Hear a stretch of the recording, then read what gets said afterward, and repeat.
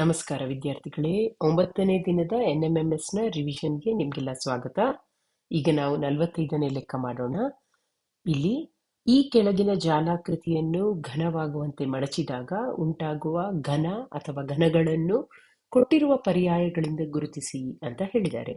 ಅಂದ್ರೆ ಇಲ್ಲಿ ಒಂದು ಜಾಲಾಕೃತಿ ಅಂದ್ರೆ ಒಂದು ಘನವನ್ನು ಬಿಡಿಸಿದಾಗ ಅದು ಯಾವ ತರ ಕಾಣುತ್ತೆ ಅಂತ ಎಡಗಡೆಯಲ್ಲಿ ಕೊಟ್ಟಿದ್ದಾರೆ. ಈಗ ನೀವು ಅದನ್ನು ಘನವಾಗುವಂತೆ ಮಡಚಿದಾಗ ಸಿಗುವಂತಹ ಘನ ಯಾವ ರೀತಿ ಇರುತ್ತೆ ಅಂತ ನೀವು ಗುರುತಿಸಬೇಕು. ಇಲ್ಲಿ 4 ಆಯ್ಕೆಗಳನ್ನು ಕೊಟ್ಟಿದ್ದಾರೆ. ಈ 4 ಆಯ್ಕೆಗಳಲ್ಲಿ ಯಾವ ಆಯ್ಕೆಗಳೆಲ್ಲ ಈ ಜಾಲಾಕೃತಿ ಘನವಾದಾಗ ಅದಕ್ಕೆ ಹೊಂದಿಕೆ ಆಗುತ್ತೆ, ಯಾವುದು ಹೊಂದಿಕೆಯಾಗಲ್ಲ ಅನ್ನೋದನ್ನು ನೀವೀಗ ಗುರುತಿಸಬೇಕು. ಸೊ ಮೊದಲು ಈಗ ಇದಕ್ಕೆ ಉತ್ತರ ಕಂಡುಕೊಳ್ಳುವ ಮುಂಚೆ ನಾವೇನ್ ಮಾಡೋಣ ಅಂದ್ರೆ, ಈ ತರ ಘನಾಕೃತಿಯನ್ನು ಬಿಡಿಸಿ ಈ ತರ ಜಾಲಾಕೃತಿಯನ್ನು ಕೊಟ್ರೆ ಈ ಘನಾಕೃತಿಯ 6 ಮುಖಗಳಲ್ಲಿ ಯಾವುದು ವಿರುದ್ಧ ಮುಖವಾಗಿರುತ್ತವೆ ಅನ್ನೋದನ್ನು ಮೊದಲು ತಿಳಿದುಕೊಳ್ಬೇಕು. ಸೊ ಈ ತರ ಒಂದು ಝೆಡ್ ಶೇಪ್ ಅಲ್ಲಿ ಇದೆ ಈ ಜಾಲಾಕೃತಿ ಅಲ್ವಾ. ಈ ತರ ಜಾಲಾಕೃತಿ ಇದ್ದಾಗ ಯಾವುದೆಲ್ಲ ಅಭಿಮುಖ ಅಂತ ನೋಡೋದಿದ್ರೆ, ಇಲ್ಲಿ ಈ ಕಪ್ಪು ಒಂದು ಚುಕ್ಕೆ ಹಾಗೂ ಈ ಒಂದು ಆಯತ ಇದೆಯಲ್ಲ, ಈ 2 ಮುಖಗಳು ಅಭಿಮುಖವಾದ ಮುಖಗಳು. ಅದೇ ತರ ಈ ಒಂದು ನಕ್ಷತ್ರ ಹಾಗೂ ಈ ಒಂದು ಖಾಲಿ ಜಾಗ ಇದೆಯಲ್ವಾ, ಇವೆರಡು ಅಭಿಮುಖವಾದ ಮುಖಗಳು. ಅರ್ಥ ಆಯ್ತಲ್ಲ. ಆಮೇಲೆ ಈಗ ಉಳಿದ 2 ಖಾಲಿ ಜಾಗ ಇದೆಯಲ್ವಾ, ಇವುಗಳೆರಡು ಅಭಿಮುಖವಾದ ಮುಖಗಳು. ಓಕೆ, ಸೊ ಈ ತರ ಒಂದು ಘನವನ್ನು ಬಿಡಿಸಿದಾಗ ಇಲ್ಲಿ ಇವೆರಡು ಅಭಿಮುಖ, ಇವೆರಡು ಅಭಿಮುಖ, ಆಮೇಲೆ ಈ ಬದಿಗೆ ಇರುವಂತಹ 2 ಚೌಕಗಳು ಅಭಿಮುಖವಾಗಿರುತ್ತವೆ. ಓಕೆ, ಸೊ ಇದನ್ನು ಅರ್ಥ ಮಾಡಿದ ನಂತರ ಈಗ ನಾವು ನಮ್ಗೆ ಕೊಟ್ಟಿರುವಂತಹ ಆಯ್ಕೆಗೆ ಹೋಗೋಣ. ಆಯ್ಕೆಗಳಲ್ಲಿ ಈಗ ಮೊದಲನೇ ಆಯ್ಕೆ ನೋಡಿ. ಮೊದಲನೇ ಆಯ್ಕೆಯಲ್ಲಿ ಏನ್ ಕೊಟ್ಟಿದ್ದಾರೆ, ನಮ್ಗೆ ಮುಖವಾಗಿ ಏನಿದೆ, ಕಪ್ಪು ಚುಕ್ಕೆ ಇದೆ, ಅದರ ಮೇಲ್ಭಾಗದಲ್ಲಿ ಒಂದು ನಕ್ಷತ್ರ ಇದೆ, ಪಕ್ಕದಲ್ಲಿ ಒಂದು ಖಾಲಿ ಜಾಗ ಇದೆ. ಈ ತರ ಘನಾಕೃತಿ ಆಗಲು ಸಾಧ್ಯವಿದೆಯಾ? ಇದೆ ಅಲ್ವಾ. ಸೊ ಕಪ್ಪು ಚುಕ್ಕೆಯ ಮೇಲೇನೆ ಏನಿದೆ, ಕಪ್ಪು ಚುಕ್ಕೆಯ ಮೇಲೆ ನಕ್ಷತ್ರ ಇದೆ, ಕಪ್ಪು ಚುಕ್ಕೆಯ ಪಕ್ಕದಲ್ಲಿ ಖಾಲಿ ಜಾಗ. ಸೊ ಈ ತರ ಇದನ್ನು ಮಡಚಿ ತೋರಿಸಿದ್ರೆ ಈ ತರ ಘನಾಕೃತಿ ಆಗಲು ಸಾಧ್ಯವಿದೆ ಅಲ್ವಾ. ಓಕೆ, ಈಗ ಎರಡನೇ ಇದಕ್ಕೆ ಹೋಗೋಣ. ಎರಡನೇ ಆಯ್ಕೆಯಲ್ಲಿ ಏನಿದೆ, ನಮ್ಗೆ ಅಭಿಮುಖವಾಗಿ ಏನಿದೆ, ಆಯತ ಇದೆ. ಸೊ ಆಯತದ ಮೇಲ್ಭಾಗದಲ್ಲಿ ಏನಿದೆ, ಈ ನಕ್ಷತ್ರ ಇದೆ, ಆಮೇಲೆ ಅದರ ಪಕ್ಕದಲ್ಲಿ ಈ ಒಂದು ಖಾಲಿ ಜಾಗ ಇದೆ ಅಲ್ವಾ. ಸೊ ಈ ತರ ಆಗಲು ಸಹ ಸಾಧ್ಯ ಇದೆ. ಕರೆಕ್ಟ್. ಈಗ ಮೂರನೇ ಆಯ್ಕೆಗೆ ಹೋಗೋಣ. ಇಲ್ಲಿ ನಕ್ಷತ್ರ, ಆಯತ ಹಾಗೂ ಆ ಕಪ್ಪು ಚುಕ್ಕೆ 3 ಒಂದರ ಬದಿಗೊಂದು ಇಲ್ಲಿ ಕಾಣ್ಲಿಕ್ಕೆ ಸಿಗ್ತಾ ಇದೆ. ಈ ತರ ಆಗಲು ಸಾಧ್ಯವಿದೆ? ಸಾಧ್ಯ ಇಲ್ಲ. ಯಾಕೆ? ನಮ್ಗೆ ಗೊತ್ತು, ಈ ಕಪ್ಪು ಚುಕ್ಕೆ ಹಾಗೂ ಈ ಒಂದು ಆಯತ ಅಭಿಮುಖವಾಗಿರುವಂತಹ ಮುಖಗಳು ಅಲ್ವಾ, ಅಂದ್ರೆ ವಿರುದ್ಧ ದಿಕ್ಕಿನಲ್ಲಿ ಇರುವಂತಹ ಮುಖಗಳು. ಸೊ ಹಾಗಾಗಿ ಒಂದು ಘನಾಕೃತಿಯನ್ನು ನೋಡಿದಾಗ ಈ 2 ಮುಖಗಳು ಜೊತೆಯಲ್ಲಿ ಕಾಣಲು ಸಾಧ್ಯನೇ ಇಲ್ಲ. ಒಂದು ಕಪ್ಪು ಚುಕ್ಕೆ ಕಂಡ್ರೆ ಅದರ ಹಿಂಭಾಗದಲ್ಲಿ ಆಯತ ಇರುತ್ತೆ, ಆಯತ ಕಂಡ್ರೆ ಅದರ ಹಿಂಭಾಗದಲ್ಲಿ ಕಪ್ಪು ಚುಕ್ಕೆ ಇರಬೇಕು. ಹಾಗಾಗಿ ಆಪ್ಷನ್ 3 ತಪ್ಪು ಅಲ್ವಾ. ಈಗ ನೆಕ್ಸ್ಟ್ 4ನೇ ಆಯ್ಕೆ ಏನ್ ಕೊಟ್ಟಿದ್ದಾರೆ, 4ನೇ ಚಿತ್ರದಲ್ಲಿ ಮೇಲೆ ಒಂದು ಆಯತ ಕಾಣ್ತಾ ಇದೆ, ಪಕ್ಕದಲ್ಲಿ 2 ಖಾಲಿ ಜಾಗ. ಈ ತರ ಕಾಣಲು ಸಾಧ್ಯ ಇದೆಯಾ? ಹೌದು, ಸಾಧ್ಯ ಇದೆ. ಯಾಕೆ? ಈ ಆಯತ ಒಂದ್ ಕಡೆ ಇದ್ರೆ ಅದರ ಪಕ್ಕ ಈ ಒಂದು ಖಾಲಿ ಜಾಗ ಇರ್ಬೋದು, ಆಮೇಲೆ ಇದನ್ನು ಮಡಚಿದಾಗ ಈ ಖಾಲಿ ಜಾಗ ಅದರ ಈ ಪಕ್ಕಕ್ಕೆ ಬರಬಹುದು ಅಲ್ವಾ. ಸೊ ಹಾಗಾಗಿ ಇಲ್ಲಿ 4ನೇ ಆಯ್ಕೆ ಸಹ ಸಾಧ್ಯ ಇದೆ. ಸೊ ಇಲ್ಲಿ ಕೊಟ್ಟಿರುವಂತಹ 4 ಚಿತ್ರಗಳಲ್ಲಿ 1ನೇದು ಸರಿ, 2ನೇದು ಸರಿ ಹಾಗೂ 4ನೇದು ಸರಿ. ಸೊ ಹಾಗಿದ್ರೆ ನಮ್ಮ ಉತ್ತರ ಏನು? ನಮ್ಮ ಉತ್ತರ ಇಲ್ಲಿ ಆಪ್ಷನ್ ಡಿ. ಏನದು? 1, 2 ಮತ್ತು 4 ಮಾತ್ರ. ಆಪ್ಷನ್ ಡಿ ಸರಿಯಾದ ಉತ್ತರ. ಅರ್ಥ ಆಯ್ತಲ್ವಾ. ಈಗ ಮುಂದಿನ ಲೆಕ್ಕಕ್ಕೆ ಹೋಗೋಣ. ಒಂದು ದಾಳದ 2 ಸ್ಥಾನಗಳ ಚಿತ್ರವನ್ನು ಕೊಡಲಾಗಿದೆ. 3 ಚುಕ್ಕಿಗಳಿರುವ ಮುಖಕ್ಕೆ ಅಭಿಮುಖವಾಗಿ ಬರುವ ಮುಖದಲ್ಲಿ ಇರುವ ಚುಕ್ಕಿಗಳ ಸಂಖ್ಯೆ ಎಷ್ಟು ಅಂತ ಕೇಳಿದ್ದಾರೆ. ಸೊ ಇಲ್ಲಿ ಒಂದು ದಾಳದ 2 ಸ್ಥಾನಗಳ ಚಿತ್ರ. ಸೊ 2 ಚಿತ್ರ ಕೊಟ್ಟಿದ್ದಾರೆ. ಯಾವ ತರ ದಾಳ ಬಿದ್ದಾಗ ಅದು ಕಾಣುತ್ತೆ ಅನ್ನೋದನ್ನು ಕೊಟ್ಟಿದ್ದಾರೆ. ಸೊ ಈ ಚಿತ್ರವನ್ನು ನಾವು ಅಬ್ಸರ್ವ್ ಮಾಡಿ 3 ಚುಕ್ಕಿಗಳಿರುವ ಮುಖಕ್ಕೆ ಅಭಿಮುಖವಾಗಿ ಅಂದ್ರೆ ವಿರುದ್ಧ ದಿಕ್ಕಿನಲ್ಲಿ ಬರುವ ಮುಖದಲ್ಲಿ ಎಷ್ಟು ಚುಕ್ಕಿಗಳಿವೆ ಅಂತ ನಾವಿಲ್ಲಿ ಕಂಡು ಹಿಡಿಬೇಕು. ಸೊ ಹೇಗ್ ಮಾಡೋದು? ಮೊದಲು ಈ 2 ಘನಗಳನ್ನು ಗಮನಿಸಿ. ಇಲ್ಲಿ ಏನ್ ಕೊಡಲಾಗಿದೆ? ಮೊದಲನೇ ಚಿತ್ರದಲ್ಲಿ ಯಾವ ಮುಖ ಎಲ್ಲ ಕಾಣ್ಲಿಕ್ಕೆ ಸಿಗುತ್ತಾ ಇದೆ?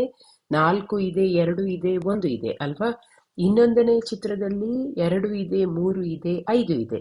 ಸೊ ಈಗ ಈ ಕೊಟ್ಟಿರುವ ದಾಳದ 2 ಚಿತ್ರಗಳಲ್ಲಿ ಯಾವುದು ಕಾಮನ್ ಆಗಿದೆ ಅಂದ್ರೆ ಯಾವ ಮುಖ 2 ಚಿತ್ರದಲ್ಲಿದೆ ಅದನ್ನು ಗಮನಿಸಿ. ಇಲ್ಲಿ 2 ಇದೆ, ಇಲ್ಲೂ ಸಹ 2, ಇದೆರಡು ಕಾಮನ್ ಅಲ್ವಾ? ಸೊ ನೀವೀಗ ಏನ್ ಮಾಡ್ಬೇಕು ಅಂದ್ರೆ ಈ ಪ್ರತಿ ದಾಳದಲ್ಲಿ ಕಾಣುವ ಮುಖಗಳ ಸಂಖ್ಯೆಗಳನ್ನು ಬರಿಬೇಕು. ಆದ್ರೆ ಶುರು ಮಾಡ್ಬೇಕು ಎಲ್ಲಿಂದ? 2ರಲ್ಲೂ ಕಾಮನ್ ಆಗಿರುವಂತಹ ಮುಖದಿಂದ ಶುರು ಮಾಡ್ಬೇಕು. ಅಂದ್ರೆ ಈಗ ಮೊದಲನೇ ದಾಳದಲ್ಲಿ ನಾನು ಬರಿತೀನಿ, 2ರಿಂದ ಶುರು ಮಾಡ್ತೀನಿ. 2, ಆಮೇಲೆ ನಾವು ಕ್ಲಾಕ್ ವೈಸ್ ಅಂದ್ರೆ ಗಡಿಯಾರದ ಹೋಗುವ ದಿಕ್ಕಿನಲ್ಲಿ ಹೋಗ್ಬೇಕು, ಪ್ರದಕ್ಷಿಣೆ ಆಕಾರದಲ್ಲಿ. ಸೊ 2, ಆಮೇಲೆ 1, ಆಮೇಲೆ 4 ಅಲ್ವಾ? ಈಗ 2ನೇ ಚಿತ್ರಕ್ಕೆ ಬರೋಣ. ಅದರಲ್ಲೂ 2ರಿಂದ ಶುರು ಮಾಡೋಣ. ಕ್ಲಾಕ್ ವೈಸ್ ಅಂದ್ರೆ 2, 5 ಮತ್ತೆ 3. ಈಗ ಈ ತರ ನೀವು ಈ ಸಂಖ್ಯೆಗಳನ್ನು ಒಂದರ ಕೆಳಗೆ ಒಂದು ಬರ್ದ್ರೆ ಈಗ ನಾವೇನ್ ಹೇಳ್ಬೋದು ಅಂದ್ರೆ ಒಂದು ಚುಕ್ಕಿ ಇರುವಂತಹ ಮುಖಕ್ಕೆ 5 ಚುಕ್ಕಿ ಇರುವಂತಹ ಮುಖ ವಿರುದ್ಧವಾಗಿದೆ, ಅಭಿಮುಖವಾಗಿದೆ. ಅದೇ ತರ 4 ಚುಕ್ಕಿ ಇರುವಂತಹ ಮುಖಕ್ಕೆ 3 ಚುಕ್ಕಿ ಇರುವಂತಹ ಮುಖ ಅಭಿಮುಖವಾಗಿದೆ. ಈಗ 2 ಇದಕ್ಕೆ ಯಾವುದು ಅಭಿಮುಖವಾಗಿದೆ?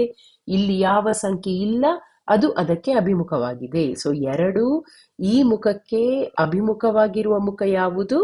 6. ಅರ್ಥ ಆಯ್ತಲ್ವಾ?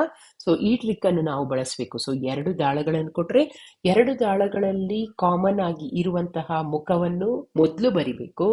ಆಮೇಲೆ ಪ್ರದಕ್ಷಿಣಾಕಾರದಲ್ಲಿ ಅವುಗಳನ್ನು ಬರಿತಾ ಹೋಗ್ಬೇಕು. ಒಂದರ ಕೆಳಗೆ ಒಂದು ಈ ತರ ಬರೆದು ಆಮೇಲೆ ನಾವೇನ್ ಮಾಡಬೇಕು?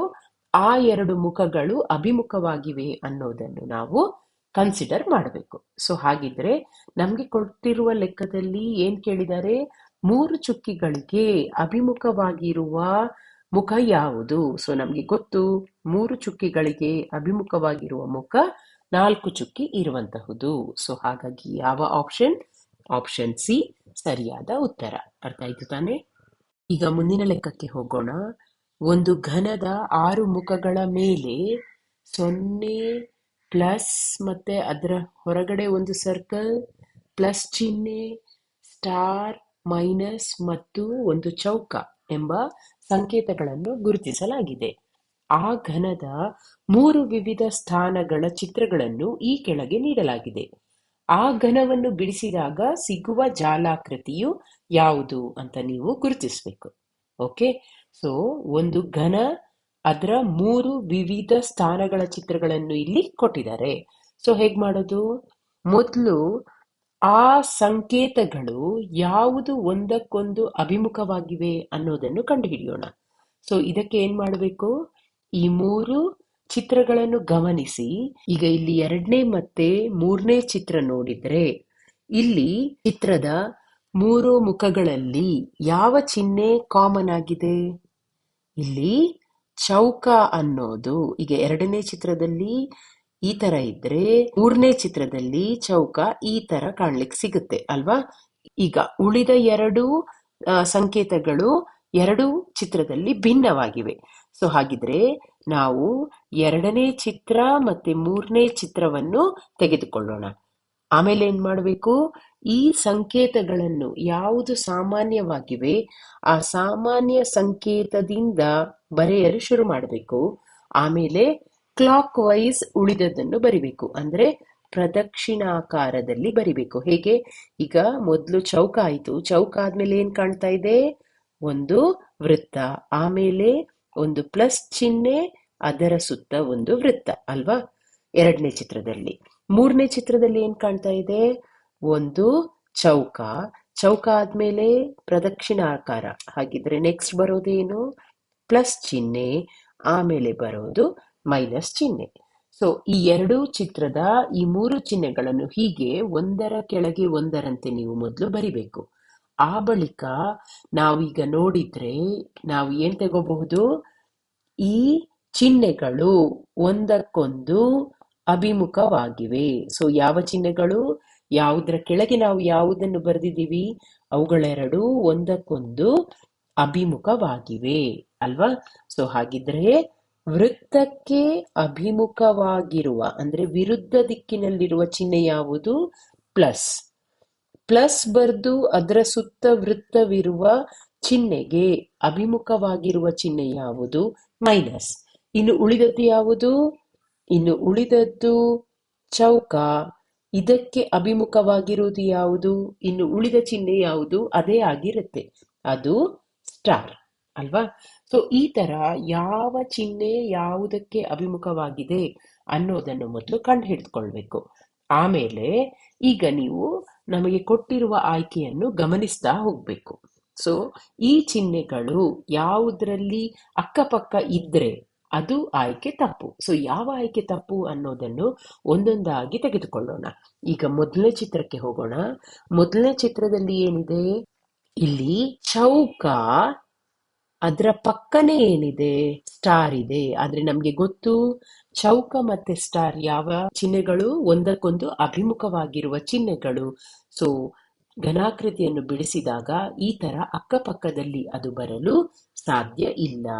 ಆದ ಕಾರಣ ಆಯ್ಕೆ ಎ ತಪ್ಪು ಅಲ್ವಾ? ನೆಕ್ಸ್ಟ್ ಆಯ್ಕೆ ಬಿ ನೋಡೋಣ. ಆಯ್ಕೆ ಬಿ ನೋಡಿದ್ರೆ ಏನ್ ಗೊತ್ತಾಗತ್ತೆ? ಇಲ್ಲಿ 0 ಅಂತ ತಗೊಳ್ಬೋದು ಅಥವಾ ವೃತ್ತ ಹಾಗೂ ಈ ಪ್ಲಸ್ ಚಿಹ್ನೆ ಹತ್ರ ಹತ್ರ ಇದೆ ಅಲ್ವಾ? ಅಂದ್ರೆ ಇವುಗಳೆರಡೂ ಅಭಿಮುಖವಾಗಿಲ್ಲ. ನಮ್ಗೆ ಇಲ್ಲಿ ನಾವು ಕಂಡು ಹಿಡ್ದದೇನು? ಅವುಗಳು ಅಭಿಮುಖವಾದ ಚಿಹ್ನೆಗಳು ಅಲ್ವಾ? ಸೊ ಅಭಿಮುಖವಾದ ಚಿಹ್ನೆಗಳು ಘನಾಕೃತಿಯನ್ನು ಬಿಡಿಸಿದಾಗ ಈ ತರ ಅಕ್ಕಪಕ್ಕದಲ್ಲಿ ಬರಲು ಸಾಧ್ಯ ಇಲ್ಲ. ಹಾಗಾಗಿ ಆಪ್ಷನ್ ಬಿ ಸಹ ತಪ್ಪು ಅಲ್ವಾ? ಓಕೆ, ನೆಕ್ಸ್ಟ್ ಆಪ್ಷನ್ ಸಿ ಗೆ ಹೋಗೋಣ. ಆಪ್ಷನ್ ಸಿ ಯಲ್ಲಿ ಏನಿದೆ ಒಮ್ಮೆ ಗಮನಿಸಿ. ಇಲ್ಲಿ ವೃತ್ತದೊಳಗಿನ ಪ್ಲಸ್ ಚಿಹ್ನೆ ಈ ಸಂಕೇತ ಹಾಗೂ ಮೈನಸ್ ಸಂಕೇತ ಏನಾಗಿದೆ? ಅಕ್ಕಪಕ್ಕದಲ್ಲಿದೆ. ಸೊ ನಮ್ಗೆ ಗೊತ್ತು ಈ ಎರಡೂ ಚಿಹ್ನೆಗಳು ಅಭಿಮುಖವಾಗಿರುವ ಚಿಹ್ನೆಗಳು. ಹಾಗಾಗಿ ಅವುಗಳು ಅಕ್ಕಪಕ್ಕದಲ್ಲಿ ಬರಲು ಸಾಧ್ಯವಿಲ್ಲ. ಆದ ಕಾರಣ ಆಪ್ಷನ್ ಸಿ ಸಹ ತಪ್ಪು ಅಲ್ವಾ? ಸೊ ಕೊನೆಗೆ ಈಗ ಉಳಿದಿರುವಂತದ್ದೇನು? Option D. ಇದನ್ನೊಮ್ಮೆ ಗಮನಿಸೋಣ. ಈಗ ಇಲ್ಲಿ ಒಂದ್ಸಲ ಚೆಕ್ ಮಾಡೋಣ, ಅಭಿಮುಖವಾಗಿರುವ ಸಂಕೇತಗಳು ಎಲ್ಲೆಲ್ಲಿ ಇವೆ. ಓಕೆ, ಸೊ ಈ ವೃತ್ತಕ್ಕೆ ಅಭಿಮುಖವಾಗಿರುವ ಚಿಹ್ನೆ ಪ್ಲಸ್. ಓಕೆ, ಇದು ಈ ಕಡೆ ಇದೆ ಅಲ್ವಾ? ಆಮೇಲೆ ಈ ಪ್ಲಸ್ ಮತ್ತೆ ಸರ್ಕಲ್ ಇರುವಂತಹ ಚಿಹ್ನೆ, ಇದಕ್ಕೆ ಅಭಿಮುಖವಾಗಿರುವ ಚಿಹ್ನೆ ಅದು ದೂರ ದೂರದಲ್ಲೇ ಇದೆ ಅಲ್ವಾ? ಆಮೇಲೆ ಈಗ ಉಳಿದಿರುವಂತಹ ಸ್ಟಾರ್ ಮತ್ತು ಈ ಆಯತ ಅಥವಾ ಚೌಕ ಇವುಗಳು ಸಹ ದೂರ ದೂರದಲ್ಲಿವೆ. ಆದ ಕಾರಣ ನಮ್ಮ ಉತ್ತರ ಆಪ್ಷನ್ ಡಿ.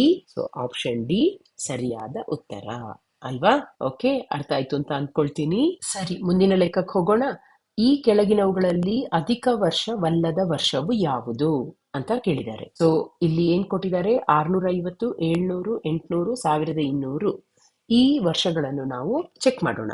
ನಮ್ಗೆ ಗೊತ್ತು ಅಧಿಕ ವರ್ಷ ಹೌದಾ ಅಲ್ವಾ ಅಂತ ನಾವು ಹೇಗೆ ಚೆಕ್ ಮಾಡ್ತೀವಿ? 4ರಿಂದ ಭಾಗಿಸ್ತೀವಿ ಅಲ್ವಾ? ಆದ್ರೆ ನೆನ್ಪಿಟ್ಕೊಳ್ಳಿ, ಯಾವಾಗ್ಲೂ ನಾವು ಸಾಮಾನ್ಯ ವರ್ಷಗಳನ್ನು 4ರಿಂದ ಭಾಗಿಸ್ತೀವಿ. ಒಂದು ವೇಳೆ ಅದು ಶತಮಾನವಾಗಿದ್ರೆ 400ರಿಂದ ಭಾಗಿಸ್ತೀವಿ. ಓಕೆ, ಸೊ ಇಲ್ಲಿ ಕೊಟ್ಟಿರುವ ಆಯ್ಕೆಗಳಲ್ಲಿ ನೋಡಿ, ಶತಮಾನ ಅಂದ್ರೇನು? ಯಾವ ವರ್ಷ 00 2 0ಯಿಂದ ಎಂಡ್ ಆಗುತ್ತೋ ಅದು ಶತಮಾನ. ಆದ ಕಾರಣ ಇಲ್ಲಿ 700 ಅನ್ನೋದು ಶತಮಾನ, 800 ಅನ್ನೋದು ಶತಮಾನ, 1200 ಅನ್ನೋದು ಶತಮಾನ. ಸರಿನಾ? ಈಗ ನಾವು ಪ್ರತಿ ಒಂದು ವರ್ಷವನ್ನು ಚೆಕ್ ಮಾಡ್ತಾ ಹೋಗೋಣ. ಸೊ ಮೊದಲನೇದು ಆಯ್ಕೆ ಎ 650. ಇದನ್ನೇನ್ ಮಾಡ್ಬೇಕು? 4ರಿಂದ ಭಾಗಿಸಿ ನೋಡ್ಬೇಕು. ಸೊ 4ರಿಂದ ಭಾಗಿಸಿದ್ರೆ ಎಷ್ಟು ಬರುತ್ತೆ? 4 4, 4 24, 4 8. ಓಕೆ, ಇದು ಕಂಪ್ಲೀಟ್ ಆಗಿ ಭಾಗಿಸಿ ಹೋಗಲ್ಲ. ಆದ ಕಾರಣ ಆಪ್ಷನ್ ಎ ಏನದು, ಅದು ಅಧಿಕ ವರ್ಷ ಅಲ್ಲ ಅಲ್ವಾ, ಅಧಿಕ ವರ್ಷ ಅಲ್ಲ. ಆದ ಕಾರಣ ನಾವು ಯಾವುದನ್ನಿಲ್ಲಿ ಉಳಿದದ್ದನ್ನು ಬಿಟ್ರೆ ಇಲ್ಲಿ ಆಪ್ಷನ್ ಎ ಸರಿ ಅಂತ ನಾವು ಟಿಕ್ ಮಾಡಬಹುದು, ಅಧಿಕ ವರ್ಷವಲ್ಲದ ವರ್ಷ. ಆದರೆ ಅದಕ್ಕಿಂತ ಮುಂಚೆ ನಾವು ಉಳಿದ 3 ವರ್ಷಗಳನ್ನು ಒಂದ್ಸಲ ಚೆಕ್ ಮಾಡೋಣ, ಯಾಕಂದ್ರೆ ನಾವು ಇದನ್ನು ಪುನರಾವರ್ತನೆ ಮಾಡ್ತಾ ಇದ್ದೀವಿ. ಸೊ ಕಲಿಯೋಣ. ಇಲ್ಲಿ ಕೊಟ್ಟಿರುವ 3 ಆಪ್ಷನ್ಸ್ ಏನಾಗಿದೆ, 700, 800, ಆಮೇಲೆ 1200 ಅನ್ನೋದು ಶತಮಾನಗಳು. ಸೊ ಈ ಶತಮಾನಗಳನ್ನು ಒಂದ್ಸಲ ಚೆಕ್ ಮಾಡೋಣ. ಶತಮಾನಗಳು ಅಧಿಕ ವರ್ಷ ಹೌದೇ ಅಲ್ವೇ ಚೆಕ್ ಮಾಡಬೇಕಿದ್ರೆ ಏನ್ ಮಾಡಬೇಕು, 400ರಿಂದ ಭಾಗಿಸ್ಬೇಕು ಅಲ್ವಾ. ಸೊ 400ರಿಂದ ಭಾಗಿಸಿದಾಗ ಏನಾಯ್ತು, ಇಲ್ಲಿ 7/4 ಬಂತು. ಸೊ 7/4 ಇದು ಸಹ ಕಂಪ್ಲೀಟ್ ಆಗಿ ಹೋಗಲ್ಲ. ಹಾಗಿದ್ರೆ ಆಪ್ಷನ್ ಬಿ ಸಹ ಸರಿಯಾದ ಉತ್ತರ ಅಲ್ವಾ. ಸೊ 700 ವರ್ಷ ಇದು ಸಹ ಅಧಿಕ ವರ್ಷ ಅಲ್ಲ. ಓಕೆ, ನೆಕ್ಸ್ಟ್ 800 ನೋಡೋಣ. 800/400 ಮಾಡಿದ್ರೆ ಓಕೆ, ಇದು ಕಂಪ್ಲೀಟ್ ಆಗಿ ಡಿವೈಡ್ ಆಗಿ ಹೋಗುತ್ತೆ. ಸೊ ಆಪ್ಷನ್ ಸಿ ಅಧಿಕ ವರ್ಷ ಅಲ್ವಾ, ಆಪ್ಷನ್ ಸಿ ಅಧಿಕ ವರ್ಷ. ನೆಕ್ಸ್ಟ್ ಆಪ್ಷನ್ ಡಿ ನೋಡೋಣ. 1200/400 ಮಾಡಿ ಏನಾಗತ್ತೆ, ಇದು ಸಹ ಕಂಪ್ಲೀಟ್ ಆಗಿ ಡಿವೈಡ್ ಆಗಿ ಹೋಗುತ್ತೆ. ಸೊ ಆಪ್ಷನ್ ಡಿ ಸಹ ಅಧಿಕ ವರ್ಷ. ಸೊ ಹಾಗಿದ್ರೆ ಇಲ್ಲಿ ಕೊಟ್ಟಿರುವಂತಹ ಲೆಕ್ಕನೆ ತಪ್ಪಾಗಿದೆ ಅಂತ ನಾವು ಹೇಳ್ಬೋದು. ಯಾಕಂದ್ರೆ ಕೊಟ್ಟಿರುವ ಆಯ್ಕೆಗಳಲ್ಲಿ ಯಾವುದಾದ್ರೂ ಒಂದು ಆಯ್ಕೆ ಮಾತ್ರ ಅಧಿಕ ವರ್ಷವಲ್ಲದ ವರ್ಷ ಆಗ್ಬೇಕಿತ್ತು. ಆದ್ರೆ ಇಲ್ಲಿ ನಮ್ಗೆ ಕೊಟ್ಟಿರುವಂತಹ ಲೆಕ್ಕದಲ್ಲಿ ಇಲ್ಲಿ 650 ಇದು ಅಧಿಕ ವರ್ಷ ಅಲ್ಲ, 700 ಇದು ಸಹ ಅಧಿಕ ವರ್ಷ ಅಲ್ಲ. ಓಕೆ, ಸೊ ಇಲ್ಲಿ ಕೊಟ್ಟಿರುವಂತಹ ಆಯ್ಕೆನೆ ತಪ್ಪಾಗಿದೆ. ಸೊ ಅರ್ಥ ಆಯ್ತು ಅಂತ ಅನ್ಕೊಳ್ತೀನಿ. ಸರಿ, ಮುಂದಿನ ಲೆಕ್ಕ ನೋಡೋಣ. ಒಂದು ವೇಳೆ 2021ರ ಸ್ವಾತಂತ್ರ್ಯ ದಿನವು ಭಾನುವಾರವಾದರೆ 2025ರ ಸ್ವಾತಂತ್ರ್ಯ ದಿನ ವಾರವು, ಸೊ ಯಾವ ವಾರ ಆಗುತ್ತೆ 2025ರ ಸ್ವಾತಂತ್ರ್ಯದ ದಿನ ಅಂತ ಕೇಳಿದ್ದಾರೆ. ಸೊ ಇದನ್ನ ಹೇಗ್ ಮಾಡೋದು, ಇದು ವೆರಿ ಸಿಂಪಲ್. 2021ರಲ್ಲಿ ಸ್ವಾತಂತ್ರ್ಯ ದಿನ ಭಾನುವಾರ ಅಲ್ವಾ, ಭಾನುವಾರ. ಹಾಗಿದ್ರೆ ಮುಂದಿನ ವರ್ಷ 2022ರಲ್ಲಿ ಸ್ವಾತಂತ್ರ್ಯ ದಿನ ಯಾವ ವಾರ ಆಗುತ್ತೆ, ನಮ್ಗೆ ಗೊತ್ತು, ಪ್ರತಿ ವರ್ಷ ಒಂದೊಂದು ದಿನ ಹೆಚ್ಚಾಗತ್ತೆ. ಅಂದ್ರೆ ನೆಕ್ಸ್ಟ್ ಸೋಮವಾರ ಆಗತ್ತೆ ಅಲ್ವಾ. ನೆಕ್ಸ್ಟ್ 2023ರಲ್ಲಿ ಯಾವ ವಾರ ಆಗ್ಬೇಕು, ಮಂಗಳವಾರ ಆಗ್ಬೇಕು ಅಲ್ವಾ. ನೆಕ್ಸ್ಟ್ 2024ರಲ್ಲಿ ಯಾವ ವಾರ ಆಗ್ಬೇಕು, ಬುಧವಾರ ಆಗ್ಬೇಕಾ, ಅಲ್ಲ. ಯಾಕೆ, ನಾವು ಒಂದು ಗಮನಿಸ್ಬೇಕು, ಯಾವ ವರ್ಷ ಅಧಿಕ ವರ್ಷ ಆಗಿರುತ್ತೋ ಆ ವರ್ಷ 2 ದಿನ ಜಂಪ್ ಆಗುತ್ತೆ. ಯಾಕೆ ಹೇಳಿ, ಅಧಿಕ ವರ್ಷದಲ್ಲಿ ಫೆಬ್ರವರಿಯಲ್ಲಿ 29 ದಿನ ಇರುತ್ತೆ ಅಲ್ವಾ. ಸೊ 2024 ಅನ್ನೋದು ಅಧಿಕ ವರ್ಷ. ಆದ ಕಾರಣ ಇಲ್ಲೇನಾಗತ್ತೆ, ಸ್ವಾತಂತ್ರ್ಯ ದಿನ ಬುಧವಾರ ಬರದೆ ಗುರುವಾರ ಬರುತ್ತೆ ಅಲ್ವಾ, ಗುರುವಾರ. ಹಾಗಿದ್ರೆ ಮುಂದೆ 2025ರಂದು ಯಾವ ವಾರ ಬರುತ್ತೆ, ನೆಕ್ಸ್ಟ್ ಜಂಪ್ ಆಗುತ್ತೆ. ಎಲ್ಲಿಗೆ, ಒಂದು ದಿನ ಜಂಪು, ಅದು ಶುಕ್ರವಾರ. ಆದ ಕಾರಣ ಇಲ್ಲಿ ಉತ್ತರ ಏನು, ಉತ್ತರ ಆಪ್ಷನ್ ಡಿ ಶುಕ್ರವಾರ ಅಲ್ವಾ. ಅರ್ಥ ಆಯ್ತು ಅಂತ ಅಂದ್ಕೊಳ್ತೀನಿ. ಈಗ ಇವತ್ತಿನ ವಿಡಿಯೋದ ಕೊನೆಯ ಲೆಕ್ಕಕ್ಕೆ ಹೋಗೋಣ. ಬಹಳ ಸಿಂಪಲ್ ಆಗಿದೆ. 2023 ಮತ್ತು 2024 ಈ 2 ವರ್ಷಗಳಲ್ಲಿ ಬರುವ ಒಟ್ಟು ದಿನಗಳ ಸಂಖ್ಯೆ ಅಂತ ಕೇಳಿದ್ದಾರೆ. ಸೊ 2023 ಮತ್ತೆ 24 ನಮ್ಗೆ ಗೊತ್ತು, ಒಂದು ವರ್ಷದಲ್ಲಿ ಎಷ್ಟು ದಿನಗಳಿರುತ್ತೆ, 365 ದಿನ ಅಲ್ವಾ. ಸೊ 2023ರಲ್ಲಿ 365 ದಿನ ಇದೆ. ನೆಕ್ಸ್ಟ್ 2024ರಲ್ಲಿ ಎಷ್ಟು ದಿನ ಇದೆ, ಓಕೆ 365. 2024 ಅನ್ನೋದೇನು, ಅಧಿಕ ವರ್ಷ. ಸೊ ನಮ್ಗೆ ಗೊತ್ತು ಅಧಿಕ ವರ್ಷದಲ್ಲಿ ಎಷ್ಟು ದಿನ ಇರುತ್ತೆ, 366. ಹಾಗಾಗಿ ಇವುಗಳೆರಡನ್ನು ಕೂಡಿಸಿದ್ರೆ ನಮ್ಗೆ 2 ವರ್ಷಗಳಲ್ಲಿ ಬರುವ ಒಟ್ಟು ದಿನಗಳ ಸಂಖ್ಯೆ ಸಿಗತ್ತೆ ಅಲ್ವಾ. ಸೊ ಹಾಗಿದ್ರೆ ಉತ್ತರ ಏನು, 731 ದಿನಗಳು. ಹಾಗಿದ್ರೆ ಆಪ್ಷನ್ ಡಿ ಸರಿಯಾದ ಉತ್ತರ. ಅರ್ಥ ಆಯ್ತಲ್ವಾ. ಸರಿ, ಹಾಗಿದ್ರೆ ಮುಂದಿನ ವಿಡಿಯೋದಲ್ಲಿ ಮತ್ತಷ್ಟು ಲೆಕ್ಕಗಳನ್ನು ಮಾಡೋಣ. ನಿರಂತರ ಅಭ್ಯಾಸ ಮಾಡ್ತಾ ಇರಿ. All the best.